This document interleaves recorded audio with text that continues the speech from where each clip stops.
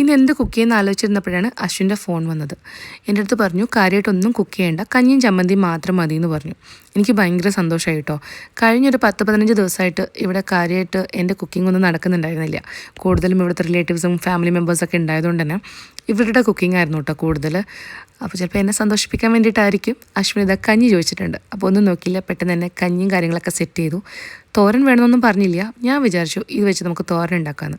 ഈ ഒരു പച്ചക്കറീനെ നിങ്ങളുടെ നാട്ടിൽ എന്താ പറയുക താഴെ കമൻറ്റിൽ പറയണേ. നമ്മുടെ നാട്ടിൽ ഇതിന് നരമ്പെന്നാണ് കേട്ടോ പറയാം. പണ്ട് എനിക്ക് ഒട്ടും ഇഷ്ടമില്ലാത്തൊരു പച്ചക്കറിയായിരുന്നു. ഈ ഒരു റീല് കാണുമ്പം എൻ്റെ അമ്മയ്ക്ക് ഭയങ്കര സന്തോഷമാവും. കാരണം നാട് വിട്ട് വന്നതിന് ശേഷം നാട്ടിലെ പച്ചക്കറികളൊക്കെ ഇപ്പം എൻ്റെ ഫേവറേറ്റ് ആണെന്ന് പറയുന്നതായിരിക്കും സത്യം. എന്നോട് എല്ലാവരും ചോദിക്കാറുണ്ട്, സ്വാതി എങ്ങനെ മാനേജ് ചെയ്യുന്നത്? വേറെ കൾച്ചറാണ്, വേറെ ഫുഡാണ്, വേറെ ഭാഷയാണ്, എങ്ങനെയാണ്? ഭാഷയും കൾച്ചറൊക്കെ ഓക്കെയാണ്, നമുക്ക് എങ്ങനെയെങ്കിലുമൊക്കെ പഠിച്ചെടുക്കാം. പക്ഷേ ഫുഡിൻ്റെ കാര്യത്തിൽ അത് വലിയൊരു ബുദ്ധിമുട്ട് തന്നെയാണ് കേട്ടോ. നമുക്ക് എല്ലാ ഭക്ഷണവും എല്ലാ ടേസ്റ്റും ഇഷ്ടപ്പെടണമെന്നില്ല. അതുകൊണ്ട് തന്നെ ഞാൻ എൻ്റെ കുക്കിംഗ് ചെയ്യുന്ന ദിവസങ്ങളിലാണെങ്കിൽ കുറച്ച് അധികം ഉണ്ടാക്കും കേട്ടോ. നെക്സ്റ്റ് ഡേ ഇപ്പോൾ അവരുടെ കുക്കിംഗ് ആണെങ്കിൽ നമുക്കത് ഇഷ്ടപ്പെട്ടില്ലെങ്കിൽ ഇത് തന്നെ കഴിക്കാമല്ലോ. പിന്നെ എല്ലാം ഒരു അണ്ടർസ്റ്റാൻഡിങ്ങിൽ അങ്ങ് പോവുക, അത്രയേ ഉള്ളൂ കേട്ടോ.